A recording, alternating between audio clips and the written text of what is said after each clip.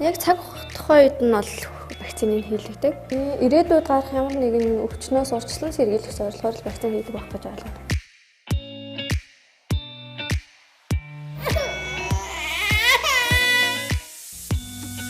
Сайн байцгаана уу. Тэгэхээр бид энэ удаад вакцин гэдэг сэдвийн хүрээнд өргөн хүрээтэй мэдээллийг хүргэхийг зарж байгаа. Тэгэхээр өнөөдөр болохоор үндэсний товлолт вакцины талаар мэдээлэл хүргэхээр халдвар төвчийн судлалын үндэсний төвийн гадаа ирсэн байна.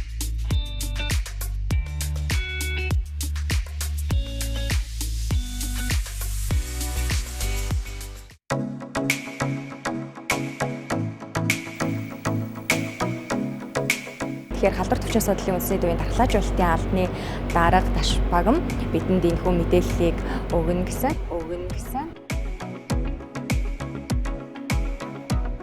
Тэгэхээр манай улсын хувьд ямар шаардлага хангасан вакциныг ер нь татан авд юм бэ? За, дархлаажуулалтын тухай бие даасан хууль байдаг. За, энэ хуулийн дээр бол Дэлхийн эрүүл мэндийн байгууллагын батламжийг авсан вакциныг товлолт вакцин дархлаажуулалтанд ашиглана гэсэн ийм хуулийн заалттай. Тэгэхээр олон улсын байгууллага буюу нүүбийн хүүхдийн сангаар дамжуулан үндэсний товлолт хэрэглэгдэх 12 нэр төрлийн вакциныг 8 нэр төрлийн вакциныг хүлээж авч 12 халдвар төвчнөөс сэргийлэх ажлыг бол зохион байгуулдаг байгаа. За, дархлаажуулалтын сувлагч маань өсвүүдээс вакцины тарилгаа аваад шууд над дээр ирж авчирч өгөөд элементийн савтаа надад авчирч миний төлөвлөсөн захиалсан вакцин авчирч өгөөд би тэрийг энэ хөрөгчөнд эхлээ хадгалдаг байхгүй. Тэгээ нөгөө вакцин тус бүрээр нэршилтэй нэр дээр жишээлбэл угуугийн вакцин, саагийн вакцин болохоор хөршнийхөө доод сагсандаа хэрэглээ хийгээд бусад вакцинаа дээд сагсандаа хийж хэрэглэгдэж ингээд бүгд тустай хаягжуулаад хийчихдэг. За, манай улс засгийн газрын тогтоолын дагуу үндэсний товлолоо баталсан байдаг тогтоолоор. За, тэгэхээр харьцангуй иргэдийн манд донд бол энэ үндэсний товлолт вакцинд хамрагдалт болоод товлолт вакцины талаарх мэдээлэл мэдлэг бол бас өндөр түвшинд байдаг. За, үнийг ч бас энэ сая цар тахлын үеэр нэлээд сайн баталгаажуулж өгсөн байгаа тийм ээ. Вакцин гэдэг бол тухайн халдвар төвчнөөс сэргийлэх, за улмаар хүндрэл насваралтаас сэргийлэх ийм үр дүнтэй гэдгийг бол сая бас баталж өглөө. За, үндэсний товлолт вакцинууд гэдэгт бол бидний сайн мэддэг Улаанбурхан, Гахан хавдар, улаанууд, за сүрээгийн халдвараас сэргийлэх, сүрээгийн хүндрэлээс сэргийлэх сүрээгийн эсрэг вакцин, халдварт саа буюу хэрвээ энэ өвчнөр өвдвөл насан туршийн энэ дахир дутуу болж өвддөг өвчнүүд, сахуу, хөхүүл ханаа, датран гих мэтчлэн өвчнүүдээс сэргийлдэг энэ үндсэн вакцинууд маань ордог байгаа тий. Тэгэхээр эдгээр вакциныг бол засгийн газрын баталсан товлолын дагуу 0-аас 15 хүртэл насны хүүхдэд товын дагуу хийдэг. Товын дагуу гэдэг нь тухайн вакцин 3 удаагийн тунх сарын зайтай хийн гэж үзсэн бол энэ товлолынхаа дагуу хийхийг бид үндэсний товлол гэж хэлээд байгаа. За, энэ үндэсний товлолын ихэнх вакцин нь бол 2 хүртэл наснда хийгддэг байгаа. Өөрөөр хэлбэл хүүхэд төрсөн цагаас эхлээд 2 хүртэл наснда товлолын дагуу ихэнх вакцинд хамрагдсан байна. Ингэснээрээ нөгөө хүүхдийн дунд бүртгэгдэж хүндрэл нь бол нас баралт, заавалмаар дахир дутуу болох энэ эрсдлүүдээс бид нэр бүрэн сэргийлж чадаж байгаа. Зарим халдвар төвчнийг Монгол улс вакцины тусламжтайгаар устгасан байдаг. Тэгэхээр энэ бол үнэхээр ач холбогдол нь олон нийтэд болоод хүн ам дотор ялангуяа эцэг эхчүүд маань маш сайн мэддэг ийм үр дүнтэй үйл ажиллагаа байдаг. Вакцинтай холбоотой мэдээллийг би анх өгөхдөө яадаг л да. Нөгөө товлолоо заавал байдаг. Нөгөө ягаан дотор их хүүхдийн ягаан дотор дээр 50 дугаар уудсан дээр дархлаажуудын товлол гэсэн хэсэг байдаг байхгүй. Тэр хэсэг дээр хэд танаа хүүхэд ерөөсөө л энэ наснуудад эдгээр вакциныг заавал хийх ёстой гэдгийг маш сайн хэлж өгөөд. За, 4 сарын вакцин өмнөх 2-3 сарын вакцинтай адилхан халдвар саагийн вакцин уулгаар 5 вакцина барангуй энд харин за мөн адилхан 2 хоног усанд оруулахгүй, дааруулахгүй сайхан дулаан байлгана. За, халуурах юм уу? Хүүхэд нь хөлн зовирлоод, хүндүүрлээд нөгөө их өөлөд байвал Парадинг 125 та хүүхдийн лаа шулуун гэзээр нь 6-аас 8 цагийн зайтай хийж болно шүү. За. Тэгээд дараагийн вакцин та энэ 9 сартай вакцин дээр нь 9 сарын вакцина 1 дэх 3 дахь 5 дахь өдөр ирэх нэ шүү. Заяа.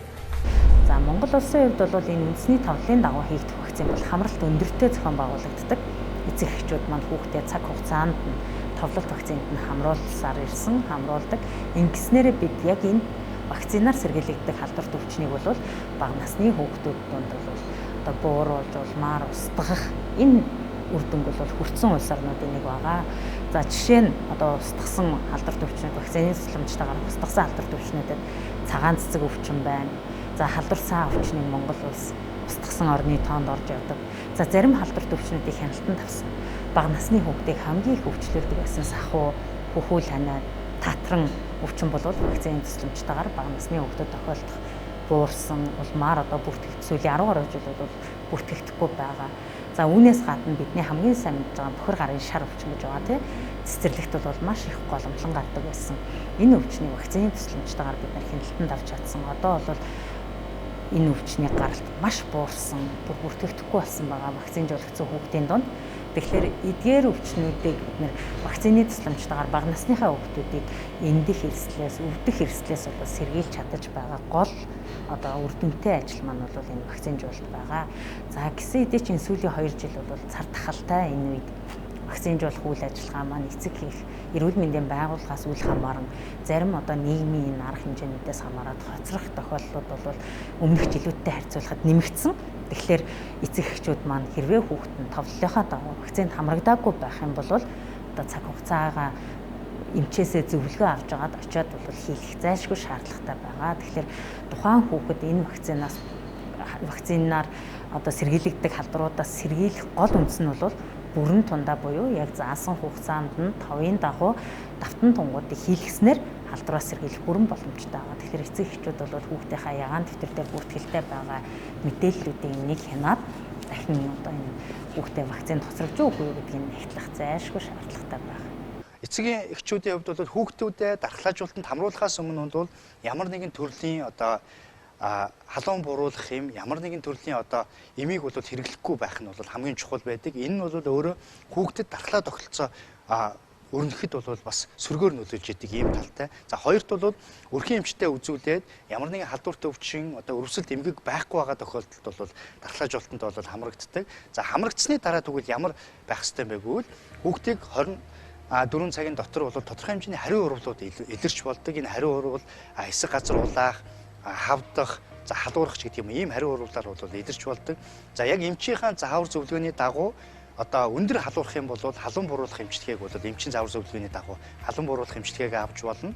Хоёрт нь бол хүүхдээ бол дулаан хувцлах ёстой. За усанд оруулж болохгүй.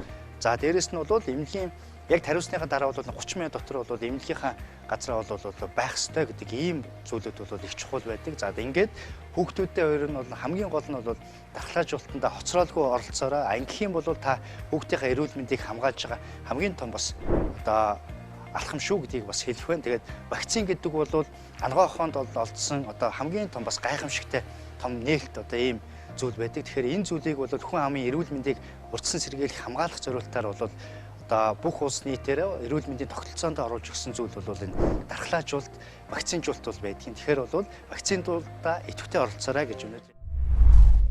За сайн дурын дархлаажуулалт гэдэг нь хуулийн дээр зааснаар иргэн өөрөө төлбөрөө төлөөд Монгол улсад хийгдэж байгаа вакциныг одоо хийлгэхийг сайн дурын дархлаажуулалт гэдэг байна. Тэгэхээр Монгол улсад хийгдэж байгаа үндэсний товлолт вакцинаас одоо хоцорсон эсвэл хийлгээгүй байх боломжтой насны хүмүүс бол сайн дураараа хийлгэн. За магадгүй зарим халдварт өвчин дээр гадагшаа буюу одоо тухайн одоо улс оронд явахт нь зорчихт нь тавигддаг шаардлагын дагуу зарим халдварт өвчний эсрэг вакциныг хийлгэдэг. Ялангуяа шар жишрэх эсрэг вакциныг олон улсад бол одоо нөгөө юу өндөртэй өвчлөл өндөртэй газар нутагт явахт нь шаарддаг. Тийм ч учраас энийг бол сайн дураар манай улс оронд хийгээд иргэн зорчихдоо тухайн вакцин хийлгэсэн тэмдэглэлээ аваад явдаг байна. Тэгэхээр хуулиараа Монгол улсад хийгдэж байгаа вакциныг хамрагдаагүй ч юм уу хоцорсон байх юм бол тухайн одоо вакциныг хийлгээгүй л иргэн байх юм бол сайн дурынхаа үндсэн дээр төлбөрөө төлөөд хийлгэх боломжтой. Харин товлолт вакцин гэдэг бол заавал хийх вакциныг бид нэр товлолт вакцин гэдэг байгаа. Тэгэхээр 2 хүртэл насандаа ихэнх вакцинаа хийлгэнэ. 7-15-тад бол дархлаа сэргээх тунгуудыг бол хийлгэснээр тухайн хүүхдийг бол товын дагуу бүрэн дархлаажуулалтанд хамрагдсан гэж үздэг байна. За сайн дур дээр хийгдэх вакцинууд бол тодорхой тарифтай байдаг. За тухайн жилийн одоо энэ тээвэрлэлтийн үйл ажиллагаа бүх асуудлуудыг нь бол үнэлээд гаргаж ирж байгаа. Энэ тарифаар бол улс орон нутгууд захиалаад авч хийх бүрэн боломжтой байдаг. За менингитийн эсрэг вакцин манай улсад бол мөн сайн дурын дархлаажуулалтаар болоод өвчлөлт бүртгэгдсэн үед голомтонд хийх заалттайгаар хийгддэг. За голомтонд бол тухайн одоо өвчлөлт бүртгэгдсэн голомтыг тодорхойлоод за вакцинд хамрагдах насны буюу одоо 2-оос дээш насны хүн амыг одоо эрсдлээр нэмлээд хийдэг ийм вакцин байж байгаа. Түүнээс гадна одоо зарим улс орнуудад зорчход менингитийн вакцины шаарддаг учраас сайн дурын үндсэн дээр иргэд төлбөрөө төлөөд хийх зохицуулалтаар бол хийгддэг. Тэгэхээр энийг одоо эцэг эхчүүд маань зөв ойлгоод тэгэхээр энд бол COVID-19 салбарын эсрэг вакцинжуулалтыг хийж болж байна. За жил болгон улирал хөтөлбөрийн зохион байгуулдаг улирлын томоохон эсрэг вакцин. Эдгээр вакцинууд бол тархав судлалын залтаар хийгддэг. За менингитийн вакцин ч гэсэн тархав судлалын залтаар хийгддэг вакцины нэг хэсэг нь болдог. Учир нь гэвэл тухайн одоо менингит бүртгэгдсэн одоо голомтын үрийг цомогдох зорилгоор голомтонд нь хийгддэг энэ вакцинжуулалтыг бол хийдэг байгаа. Тэгэхээр зарим улс орн бол мөн гадагшаа авч байгаа тохиолдолд иргэдэд одоо зарим вакциныг бол хийлгсэн байх ийм шаардлагуудыг тавьдаг учраас эдгээр одоо шаардлагын хүрээнд иргэд бол вакцинаа сайн дураараа төлбөртөөр хийлгээд явдаг. Ийм зохицуулалттай байдаг.